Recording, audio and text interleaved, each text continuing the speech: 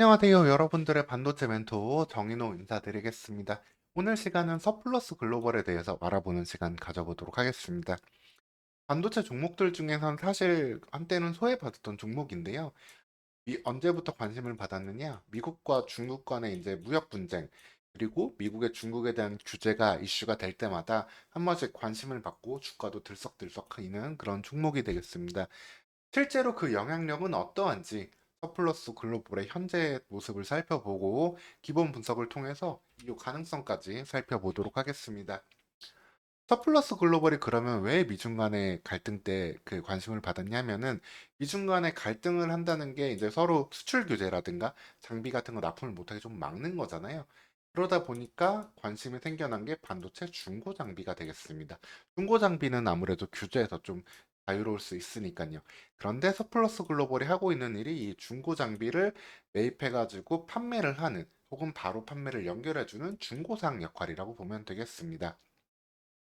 전 세계적으로 대략 천여 개 정도 업체가 반도체 중고 장비 이 거래상을 하고 있고요. 그중에서 서플러스 글로벌의 매출 비중으로 봤을 때 서플러스 글로벌은 1위급에 해당되는 큰 규모를 가진 업체라고 추정할 수 있겠습니다. 그래서 용인에다가 대형 클러스터를 건설하기도 했는데요. 그 건물의 외관을 보면 이렇게 상당히 큰 건물 외관을 갖고 있고 내부에 보면은 다양한 반도체 중고 장비를 가져다 놓고 원하는 고객들이 사갈 수 있게끔 그런 환경을 조성해 놓고 있다고 보시면 되겠습니다. 그러면 반도체 장비들 중 어느 쪽에서 매출이 많이 나오는지도 살펴보겠습니다. 대부분의 매출이 이제 반도체 중고 거래에서 나오고 있는데요. 그 중에서도 보면은 전공정 장비 쪽의 매출 비중이 높다는 것을 확인할 수 있습니다. 이게 어떤 의미인지를 또 자세히 말씀을 드리면요. 반도체 공정별 장비 비중은 전공정이 후공정보다 크게 되어 있습니다. 뭐 최근에야 후공정의 가치가 조금씩 더욱더 중요해지는 일은 최근의 일이 되고 있고요. 그전까지는 반도체 전 공정에서 반도체 웨이퍼를 보다 정밀하게 만드는데 더 많은 장비들이 사용되고 지금도 대부분의 장비는 전 공정으로 많이 들어가고 있는 상황이 되겠습니다. 반도체 전 공정이 그래서 실제 공정에서도 상당 부분을 차지하고 있는데요. 웨이퍼를 제작을 하고 만든 웨이퍼에다가 이제 회로를 설계합니다. 그리고 그 회로 설계한 다음에 마스크 제작을 하고요. 그 다음에 반도체 가공을 합니다. 반도체 가공이 네 번째 공정인데 여기서는 노광, 설계한 회로 패턴을 웨이퍼로 옮기고 식각, 웨이퍼에 그려진 회로 패턴을 정밀하게 하고요. 그다음 확산, 웨이퍼의 특성 불순물을 주입하여 반도체 소자 형성을 위해 특정 영역을 만들고 그다음에 CNC 클리닝, 불순물을 가속하여 웨이퍼 내부에 침투하게 하고요. 그다음에 마지막으로 방막 증착을 통해서 소자들을 서로 연결시켜주고 그 표면을 증착하게 됩니다. 이를 통해 가지고 5단계 웨이퍼가 완성이 되면은 6단계부터는 수공정이라고 하는데요. 수공정 장비 비중은 그렇게 높지는 않습니다. 수공정은 패키징을 이란 과정이라고 하는데 만들어진 반도체 칩을 패키징에 싸주는 그런 과정을 거치게 되고요. 그다음에 최종 테스트, 그다음에 최종적으로 모듈을 PCB 보드에 실장하는 작업까지 거치게 되면 반도체 공정이 끝나게 되겠습니다. 이 중에 이 1번에서 5번에 해당하는 요 전공정 단계의 장비 매출 비중이 높다라고 보시면 되고요. 네, 무엇보다 이러한 서플러스 글로벌을 하는 일보다 더 중요한 거는 그러면은 어떤 때 돈을 벌고 어떤 때는 돈을 못 벌 것인가. 사실 이 사이클도 중요하게 생각할 수 있잖아요. 보면은 뭐 기사에 화두가 되었던 무역 분쟁 초기 2018년에 실제로 매출이 좀 증가하는 모습도 보이긴 했습니다. 하지만 흥미롭게도 2019년에는 매출이 다시 다운이 됐고 그리고 2020년에 소폭 증가 그리고 중요한 점은 2021년에 큰 폭으로 더 증가를 했어요. 과거 2015년에도 한번 큰 폭으로 증가를 했었죠. 그 말은 무엇이냐? 기본적으로 뭐 이슈에 따라서 약간의 매출 증가가 되는 시기도 있지만 그 영향은 곧바로 반발작용으로 돌아오고 반도체 사이클 자체에 영향을 많이 받게 될 수밖에 없습니다. 반도체 공급이 쇼티지가 나고 부족했을 때 설비를 급하게 증설을 해야 되잖아요. 급하게.